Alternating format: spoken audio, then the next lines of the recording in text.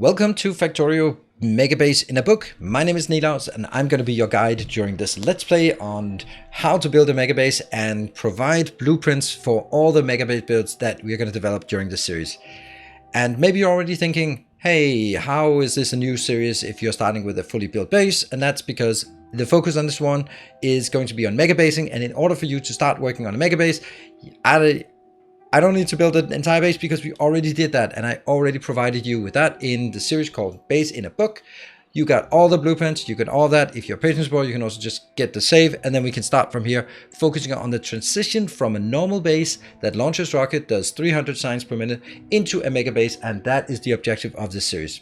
One thing since it's the first episode in a series, there are a few things I'll mention. The first thing is, if you are enjoying the fact that I'm back to Factorio and you want me to play more of it, then help me out with likes, comments, and especially shares. Share it to your family, your grandparents. I'm sure they would enjoy playing some Factorio, or at least watching it. So just help me out and spread the word, especially since this is a first episode. And then we'll go into what you can expect from this series and what you can expect this series not to be. First though, each episode will have a sponsor. This is not a corporate sponsor, it is a sponsor from my patron supporters. So every episode will have, right in the beginning, in the lower left hand corner, will have the name of the patron supporter, the Templar of the Path, who is sponsoring this episode. So you will not have any intersections of brand activation for all that crap. This series is brought to you by the lovely people supporting on Patreon. Thank you very much. Let's talk about what this series is and is not before we dive into actually building. I tried doing building while explaining, and I ended up having to do a retake. So this is take 2, or maybe more. What is this series? This is about giving you inspiration for a Megabase. This is about showing you how to transition from a normal base into a Megabase. It's really difficult, and I'm going to do that by basically outsourcing things and making a modular setup that I will be providing to you. The objective is, since it's a Megabase in a book, I will put everything in a nice blueprint book that you can use in your own Megabase if you feel so inclined. The only thing you need is a trained network, and then you just plug it in however you want. This is the brilliant part of it. Is that everything will just hook up to a network as modules that you plug into the network, and then if you need more of one thing, you just plug in another module. That's the intention. So should be really exciting to see how that goes. What is this series not done? It's not a starter series. If you are new to Factorio and you found your way to this first video and you're still watching, even though I'm just chatting while looking at the map overview, then I would recommend checking out my series called Let's Start Automating. I'm going to explain hotkeys, functionality, features, why I do things. Here I'm focusing more on how to do things and also why, but in a grander scale, in a Megabase scale. This is also by no means the best way to do it. I'm not optimizing for updates per second to make the largest Megabase. Those designs are very different and not very modular, and yeah, they're fun to make, but that's not it. This is about building a Megabase. The target will be around 2,700 signs per minute. I think that's how all our designs will be focusing towards. What you can expect in terms of this series is that it's going to have some unique things. It's going to be city blocks because, well, anyone who's been around for a while know that I like my city blocks. The reason why I like the city blocks in this particular case is because it allows me to give you a blueprint that's always specifically sized. So it can be a 1x3 city block, it can be a 1x2 city block, it can be 2x6 city block. But then you can plug it in where you want it in your base. If I didn't use city blocks as a design constraint, then the blueprints would be all sorts of weird shapes and sizes, and it would be more difficult for you to fit them into your own base. So if you're using city blocks, this is the advantage. It basically just takes a number of modules and then plugs it in. That's what we're going to go for in this series. And of course, it's going to be heavily train based. So let's get into it. What you can also expect is I will be focusing a lot more on designs and a lot less on sort of the normal progression. So I'll do cuts, I'll do things between sessions, and for that reason I will not be able to deliver this on a bi-daily basis. I am currently expecting to have 1 episode per week, so I can also focus on other things such as tutorials and new games and all that stuff. And I know that there will be a lot of work between sessions for me as well. So we are going to start by going down here, and what I want to do is build some train layout that I can use for my future base. And I basically want to have like an array here. Out here, you can see how much size I have. I'm going to build an array at this point, and then I'm going to use that array to build different things in different locations. The first thing I want to do though is I'm just copying from the map and just applying this design. Then I need a four-way intersection. I am usually not a big fan of four-way intersections. In this case, I actually do need it. So I also think that the train congestion will not be so big that it's actually going to be a problem with the four-way. The reason why I don't usually like the four-ways is because they are more susceptible to jamming, because there's just more, not necessarily jamming, but just congestion, because there's just more traffic there, so more things are going to happen. Other things that I should mention as we sort of progress is that I will be using some mods, and you can look in the description for sort of a full list of the mods. There are a few mods that I like, such as one that warns me when things are out of fuel. There's another mod that when I find my car keys here, and that will find me my cars and tanks and spidertrons. It's super nice. So, you know, those kind of things. I have squeak through so I can walk through between buildings, but, you know, nothing that radically changes the gameplay. This is, for all intents and purposes, still a vanilla base. So what I want to do is I want to make sure that we have... Actually, I think I want that here. So we are going to use our blueprint designs here as much as possible. That's really one of the key objectives, is to see how much we can reuse. That's also a big part of building a megabase, is that you want to reuse as much as possible. So why am I doing this? Well, I need to build the first thing, and the first thing I want to build will be a smelting column. So let's talk about what this episode will be about and how I want to do it. Okay, we're gonna get some biters attacking somewhere. It's not really a problem. We still have biters in here. Right, so what I want to do in this episode, we have our base here working at 300 science per minute. It's not much. How can we squeeze in more capacity? It's the first thing when you look at it, you just instantly see the stuff that isn't working at full. Yeah, I know. So we can't really get like many more belts in here. So the one thing that I want to do is actually... Oh, right, it was a drought of plastic or oil, and then it fixed itself. Okay, maybe because I was just parked in a way. So what I want to do instead is I want to replace things. So instead of bringing ore in here and then smelting on site with a bad smelter, which is intended, this is how I always do it. I don't feel like upgrading this one until there is a need for it. Then instead of that, I will bring in a train with the smelted plates, because then I'll build an outsource there. Same with this iron, same with the steel, and same with, and then we'll also go like green circuits will be brought in, red circuits will be brought in, plastic can be, probably not plastic. So different things can be brought in so that I don't have to carry, for example, all of these lanes to make the green circuits, because I'm building the green circuits outside. That doesn't really scale us up to where we need, but it also means that I start having production outside of the base for smelting, for circuits, and that's really the core of this game, this playthrough, is that I want to make sure that we have all of the things that you need to build a base outside in city block shaped patterns, so you can stamp them down. Do you need batteries? Here's a battery thing. Do you need more steel? Put down another steel smelter. That's the intention. So let's get on with it. The first thing I want to do is I want to make sure that the first line is empty, so we can dig, so that I leave some space. How did I butcher this one so much? Ha! Wow. There's just something about... Okay, so maybe I should just not talk while playing, because it looks like I am very bad at both talking and playing at the same time. There. This is certainly not in the middle. Even I can see that. Oh, it's because I chose one of these that isn't really what I want. I want one of the one like this. And that one. Again, reuse as much as possible. Reuse what we can use, and I'm using my builder train here. I will eventually also transition into using what are they called? They're called spidertrons for building, but that's going to be something we'll do just a bit later. That one, and then I'm going to get this one here. And this will be our first design location, and that will just be design. The first thing I want to design is going to be smelting, and I'm going to use copper smelting. The reason why I do use copper smelting first is because this is easy to replace. If I replace this part, then I also have to replace the steel, and that means I need to also do a steel design. So I'm going to start by doing a copper design, which will also be the same for iron design, and then from there on we can go into steel design. So what are the principles we need here? Well, the first thing I need is to get rid of all of the wood, but we can do that. Why do we not have any?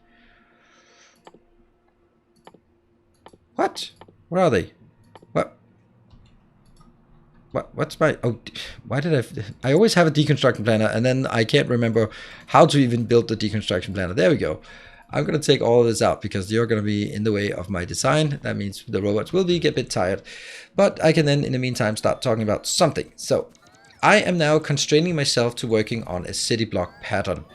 That's just the way it is. It's what I like. So let's start having a look at how big we can build our trains if we are in a city block pattern. So that is the absolute maximum we can build of train size. And that should be sort of our design parameters. So we can make this one here, and I realize that I don't have trains. Yeah, I don't have enough. I'm just gonna up that one to 2 and up that one to 8 because that's gonna be our target train size. I should have some trains in my train. Don't even ask how that physically works, that you put trains inside of a train. You would think that they have the same size, but I guess not. So what I need to do here is build a train. And then we are going to say, so the way I usually build my trains is like this. 1, 2, 3, 4, 5, 6, 7, 8. That is a 2-8 train. But as you can also very, very clearly see, we have a problem.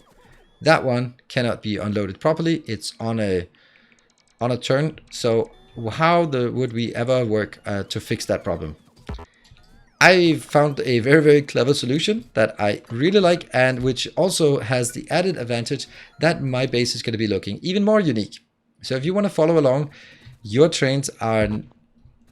Hey, that would have been better if it had actually been put down there. Your trains are going to be 1, 8, 1. 1 locomotive, 8 wagons, 1 locomotive. It's going to do exactly the same pushing power as a 2-8 train. It just feels sort of unintuitive to put them there. I could put them in the middle. I have done that before, and I feel really dirty for doing it, but that's it can be done. So what I want to do here, so this, now we've making one of our big design criteria in this space. That is, we are going to make 1, 8, 1 trains. All right, great. Take that out, because we can build that somewhere over here. I don't know exactly where, but let's just put it at this location. So my thought is on this one, I'll have one location that comes in, and then I'll have one location that does the smelting.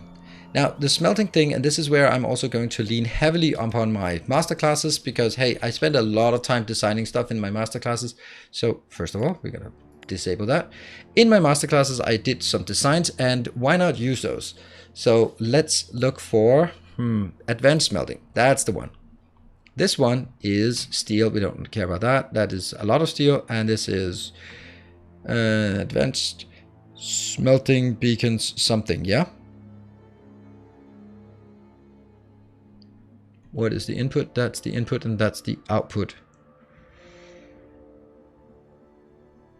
I'm just wondering if this is correct. Ah, okay. Yeah, it is correct. Okay, I'm going to build this here. So this design is going to give us consume less than 1 build in, but provide more than 1 build out. Oh yeah, that's we just needed a bit of that while I was clearing, but we'll just continue on mining productivity. That's always the best. Not always, but it generally is. And actually, my one comment about when you get into the end game, when are you going to do this? My thought is, I am going to take the cheapest one among artillery range, which is 8,000, or mining productivity, 12,000, or worker speed.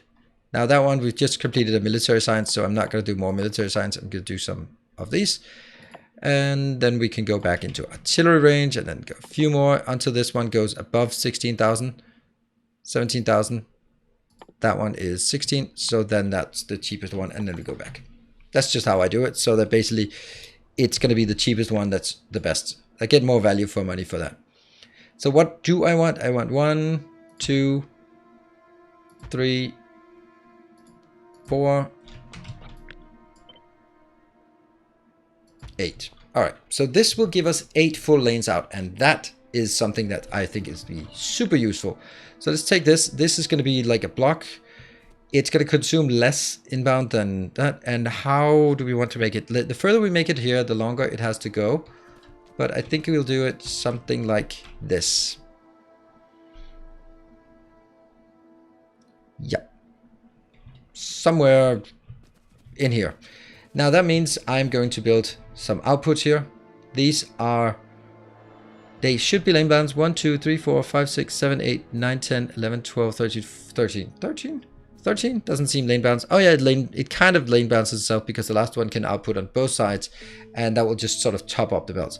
What I do not like though is the fact that I'm using blue inserters here. I know that blue inserters are necessary, they're good enough, but I just don't care about carrying around blue inserters when you get to Megabase. Just only use green. That's how I do it. Don't care about the power, don't care about the cost, just use green. That's less inventory space for that you need to carry around. So that one is ready. Now all I need is to figure out a way to get belts inbound on one side and out on the other side. And I'm not building this one because it's going to drain a lot of battery, and I might need to move it like a couple of tiles up, a couple of tiles down. But over here, then I can definitely activate it again, because I want to figure out how I will do the loading and unloading. So if this is going to be the unloading location, I want this unloading location, then I want to drag it up and out. So let's start looking at what potentials I have for unloading patterns. My favorite unloading pattern is this one.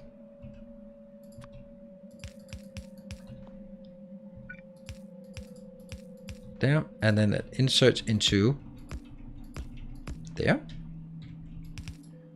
Oops, wrong side. Ah, yeah, they start building it. There and there. That is my favorite pattern. Why is it so good? Well, it's 4 belts, but not, there's 4 boxes, not 6 boxes. 6 boxes would obviously unload train faster. Train unloading, never really a constraint. I need to get 8 wagons into 8 belts, so it's more important that I get this evenly, and this one is a very, very easy way to do that. So what I'm going to do is I'm going to do this. The reason why I hooked up everything to the green wire is because we're going to need that for monitoring and sending things off with our train. So that is good. Now we have all of this done, and maybe I should have built it as... Yes. Okay, so what we can do is we have 1, 2, 3, 4, 5, 6, 7, 8. It doesn't get much better than that, does it? Actually, it does get better than that. I think I can take the whole thing, because I really have a worry about spacing here. So the whole thing moves 2 tiles over. I need to make sure that it is as compact as possible. That means I have to do this one. There. It just is what it is. So that's going to be 1, 2, 3, 4, 5, 6, 7, 8. And that will be here.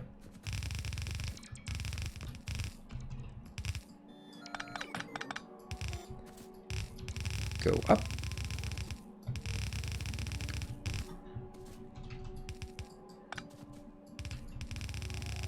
Yeah.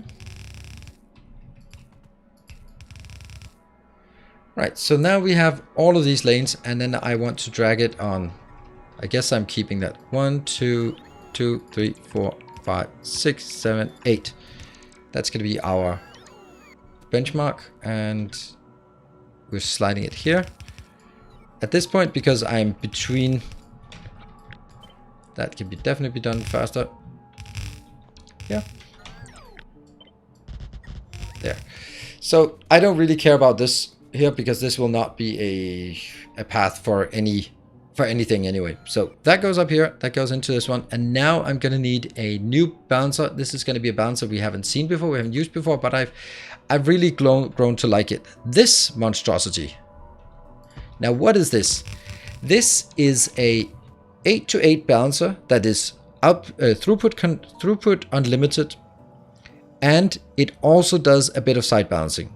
That means if things are loading or unloading unevenly, then this one will compensate it, which is super nice. So it doesn't take up much space. It's a bit fatter than the side here, but it's very compact, so I like it.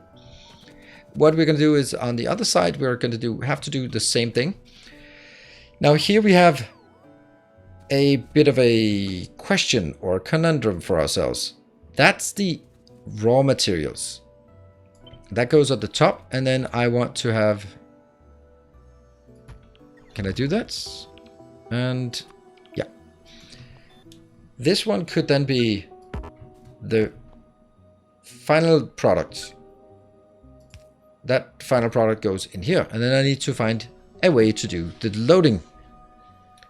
The loading is going to be... Oh, we have lost all of these. I'm going to load for all of these, and I must have one of these somewhere in the base, because I'm using this way to load everywhere. That one. And we'll just remember to upgrade. Give me that upgrade planner and put it in there. We're going to need an upgrade planner. There we go. Nope. There's something about just... I always forget those boxes. There. And I am also going to summarize whatever we have in this location, because we are going to hook it up to our train system. That one, that's 1, 2, 3, 4, whatever. Just get all the way up there. Good. So now I need to figure out a way to get stuff in here. That's going to be 1, 2, 3, 4, 5, 6, 7, 8. And it has to be like this. I mean, I could get it a bit...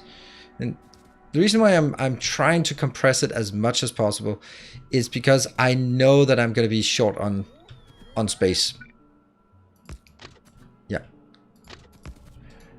And the reason why I know I'm going to be short on space is because I'm going to need some stackers as well to fill in here, so that I always have like multiple trains going in or out. If this one has enough for 3 trains to load, then get them in here immediately. If this one has enough for 3, if it's completely empty, then just bring in 3 trains so it can unload, move out. Next one is already in queue. The one thing though is, if I look at this part, this is the closest it can loop around. But what if I look at this one? This can loop around closer. It could probably even loop around even closer, couldn't it? It could loop around like this. Oh yes. Then I think I don't want this one.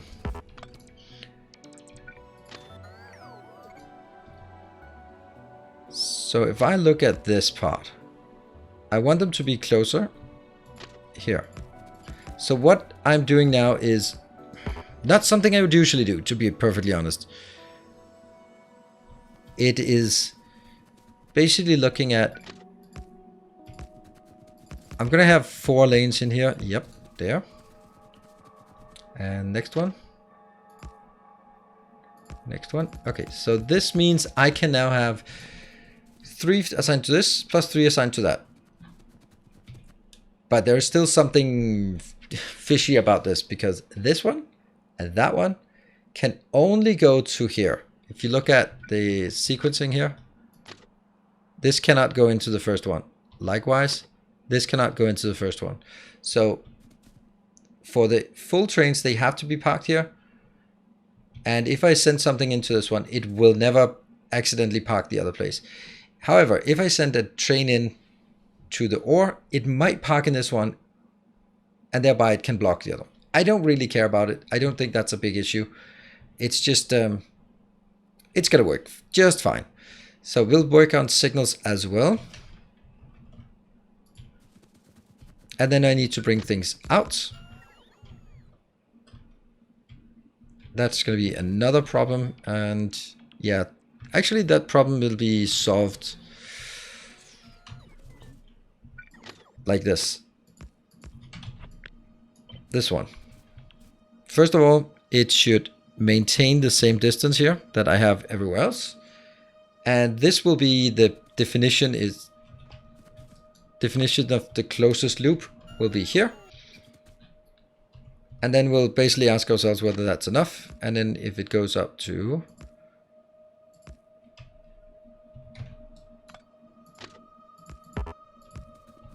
here. And I'll copy this one because that's exactly what we're going to need. 1, 2, empty space, 1, 2, empty space. So it has to be like this. It does look like this corner is sort of bigger, but it that is how it is. All right, I'm actually really happy about this. If we look at it, there, there, and there, these will go. I have not touched any of the signals yet. So the idea here is the train comes in, it goes in, both the iron ore, the copper ore and copper plate trains come in here, empty, go in and park in this location, the stackers, and then go into their respective station as they see fit. Good. And the one thing we don't have, and the one thing I absolutely want to have in these designs is I want to have a train that runs around to every single one of these and make sure that they are fueled. So every building location must take care of its own fueling. Not by day 50, but by day 1. So luckily we have a tiny bit of space up here. Let's take that one and see where we can do it. 1, 2, because that's going to be the space I need for a roboport, which is absolutely essential. I can then take this one out to here, and I can take this one in. So this is going to be for a small train only dedicated to fueling, which will then fuel with roboports for the rest of this. I think that makes sense. So we now have sort of the framework for this one. I can get this one in. This is also giving you hopefully an idea about how I do my design work. You kind of figure out what are the most important things. So how big are you going to build it? That's how big I'm going to build it. Then you figure out if that can be done with the inputs and outputs. And if you find out that that's spacing, then you start working on this one and realize that, yeah, the train scheduling is actually going to be the most difficult part. How much space you have, and then sort of work your way down. Once you figure out that you have it, you know that you can figure out a way to get this. Okay. So now we need to, what do we need to do? We sort of need to fill in the blanks here and all of these things. And I'll take all this, all this, all this, because that's kind of necessary. What else do we need? Probably some of this and definitely some of that. Cool. And they will then fly up. Now this should not be a problem. The fact that it's right flush on this line, that should not be a problem.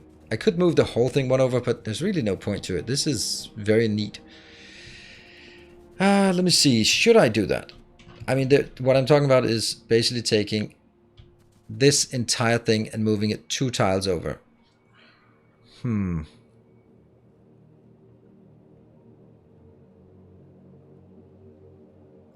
would give a bit of breathing room.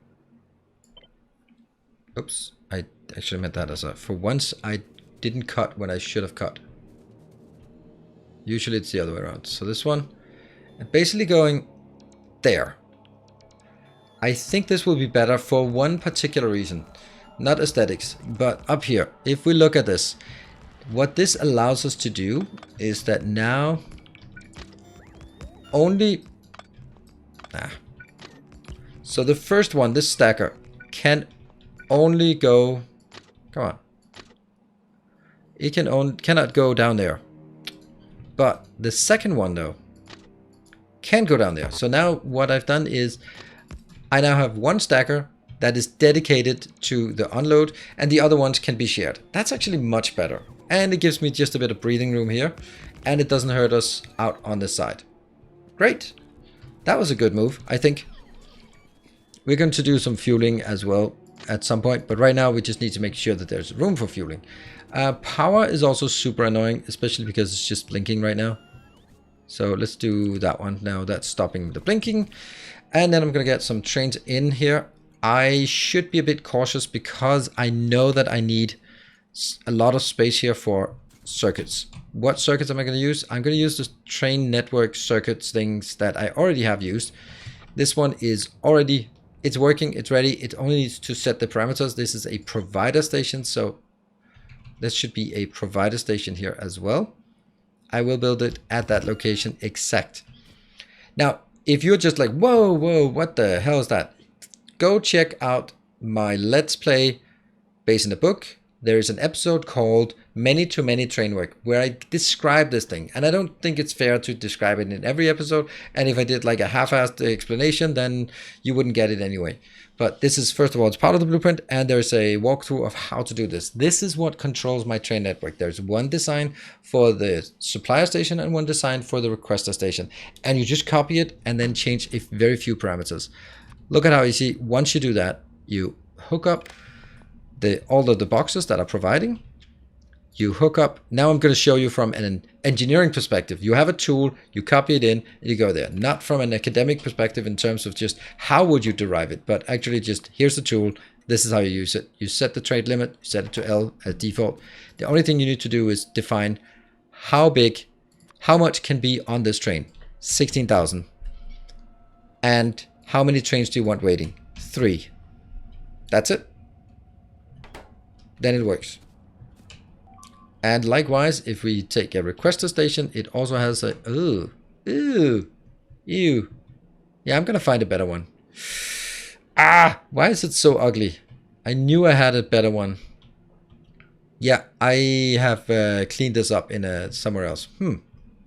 Yeah, I don't have any requesters out here. Yeah, we do need a better requester here because I need it to look exactly like this one. I'm just gonna find it. But the idea of this, the point of this was that I need to make sure that I leave space for this. So that's probably cutting it a bit close. Probably something like this. 2, 3, 4, 5, 6.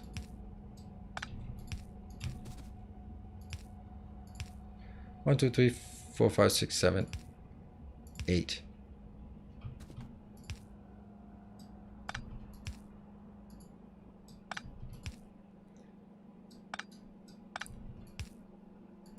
There will always be room for this, so.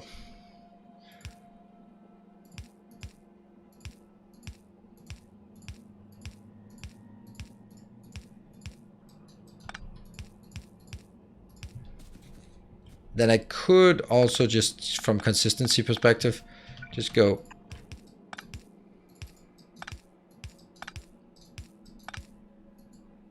And that can't be done, so.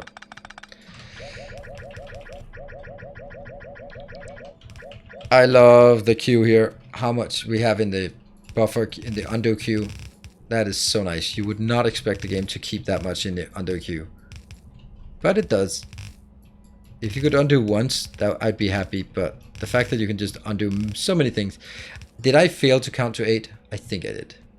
1, 2, 3, 4, 5, 6, 7, 8. Okay, good thing we didn't need the last one, because that was ugly anyway.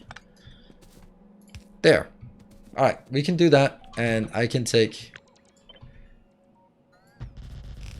There. The only thing I need is... I need one of these smelters here as well.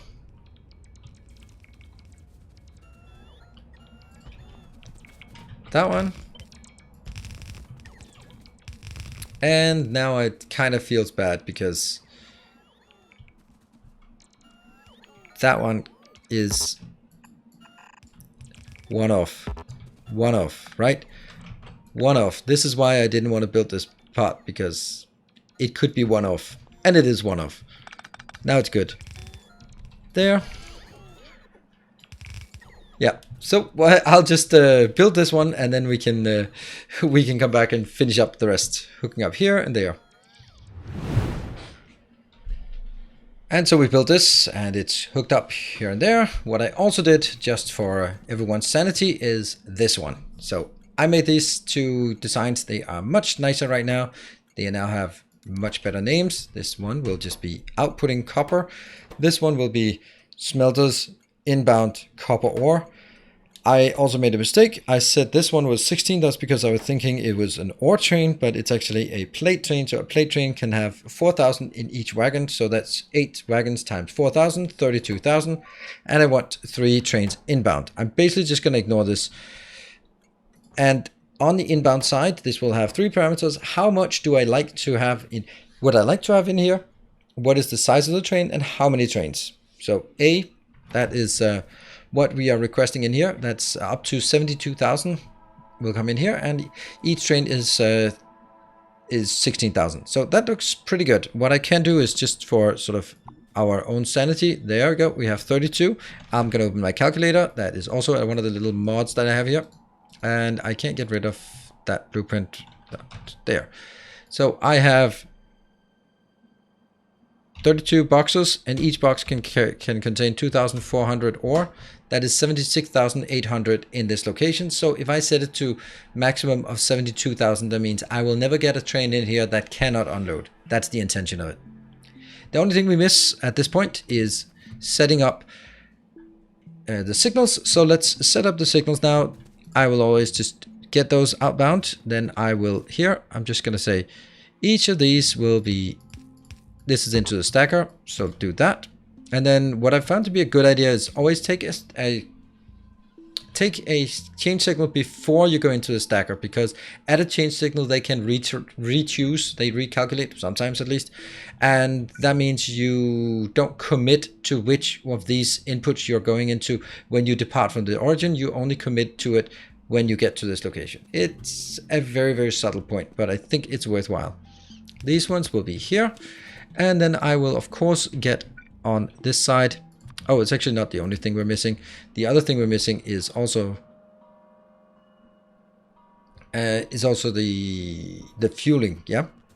So that's actually going to be here. What I don't have though is that one is outbound, so I need somewhere this one merges in. I think that's actually fine.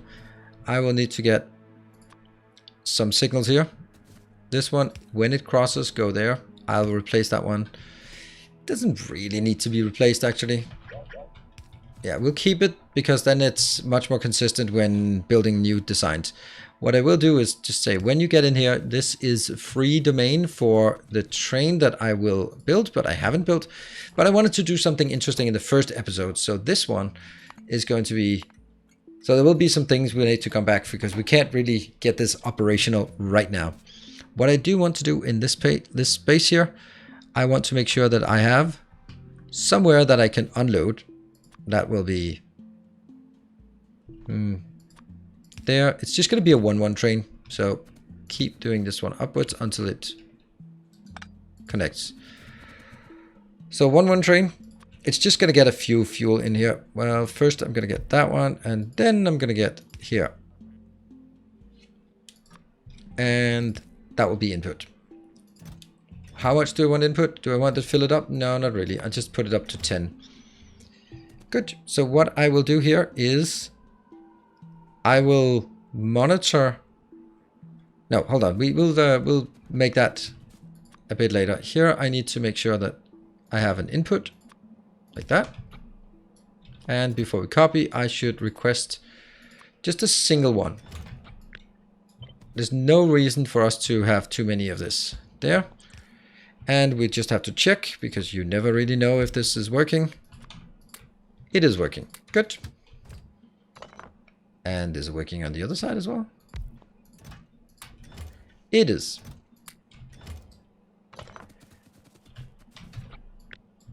And that goes down here as well. And there should be room there and there. But they are not inside the Roboport network. So let's build a Roboport network. That one is connected, and let's also build it up here. Let's take this one. One of the things that is important for me is that it does not go outside of the city block. So I'm going to move it down as well. There. Why is that important for us? Well, I don't want them to accidentally, when I build two of those next to each other, I don't want the Roboport networks to merge. And this one will only contain just a few logistics robots. So I will get some logistics robots. I will get those.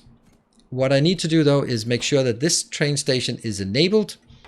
How do we enable it? Well, we look at the content of the box here. So I'm going to do an evaluation. It's going to be very, very simple. This one monitors. We'll take the green one. Green is more for information. There. This one is then going over to read the logistics network content. Yeah. Right now there's nothing. I'm going to put this in here. Just pretend. And we are now getting, this is the logistics network content. Oh yeah, this is also part of it. Okay. So what I'm going to do is, if this is less than 10, then send a signal of L, 1L, right? So now it'll send a 1L signal. 1L signal goes into that station. Again, my consistency would like this to be a red one. And set train limit to L, which means now this train station is open.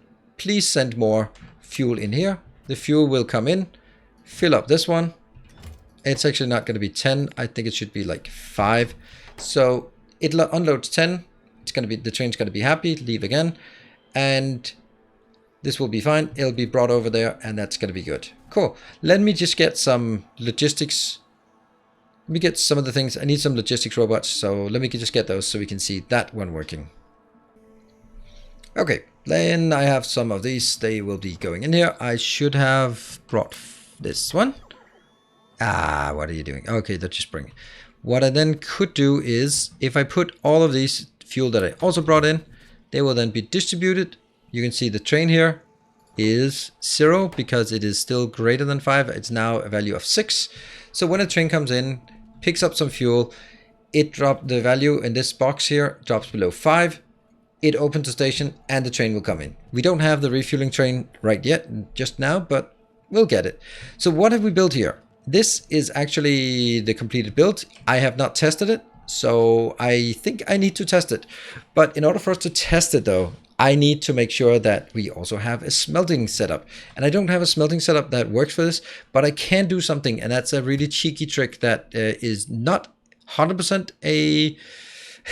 It's not 100% a coincidence. It's also not 100% a... let me see. That one. No, it's not a temporary. I didn't want it actually a temporary. Shift. There you go. Go there. It's not 100% temporary. It's not 100% random. But what I can do is I can take this one. This is a full train, right? It's a 1-4 train. So I can actually use the 1-4 trains and also send them into here. It can absorb these, even though it's not going to be operating at full capacity. It will still be able to, because it's a 1-8-1 train instead of a 2-8 train. You can't take a 1-4 train into a 2-8 station, but you can take a 1-4 train into a 1-8 station. And that's pretty cool. It's only going to unload half of it, but it will unload correctly and it'll just keep going. So I think that's a pretty neat little bonus feature that we can use our starter trains. We can still use it. It's of course only going to work at less than full capacity, but it's still going to work. And that's the first part here, is just checking that it works. And it does. And of course we need to make new new mining stations for the bigger trains, obviously. But that's something we'll do for the big patches. But the idea here is that you can see that it is working and it is fully operational. So that is that's a pretty good sign already. Pretty good sign. I'm really happy with it. I hope that this will entice you to see that this is an interesting series. Just in, well, a little over half an hour, we have managed to make a design here. And now that this one is fully operational, I guess, not quite though. Okay, I need to do something to, I really need these to pick up. Why is it important that I pick these up? Because if I don't pick them up, oh crap. No, okay, never mind. I really wanted to show you, this is the rate calculator, how many we have per second, and there's 8 of those. It is generating. Let's illustrate that in belts. 8 belts, exactly 8 belts outbound. I'm going to get exactly 8 belts out here if I put 8 belts inbound as well. And that's going to be it. So that will, And the beauty of it is once you build one of these, you can just copy it and build it right next to it. And then you double your production. And the trains will allocate themselves once we have the train network. But, you know, we can't do all of it in one episode, so we're going to save a bit for the next episode. And that in that one, we'll be working on setting this one up and really getting it working, also with the fueling train as well, so we can get that loop closed, and also bringing the completed copper ore or copper plates back into our base so we can replace the awful starter build here. This has been there since almost the beginning of the game, and it's time for getting rid of it. Cool. I hope you enjoyed this episode. If you did, hit the like button, share it. You know it. If you are new to the channel, then consider subscribing. There's lots of factory and city builder content here on the channel. I hope you've enjoyed it, and I hope to see you in the next episode. It will be a while before the next episode comes out, but stay tuned and be subscribed so you get the notification. Until next time, take care, and as always, stay effective.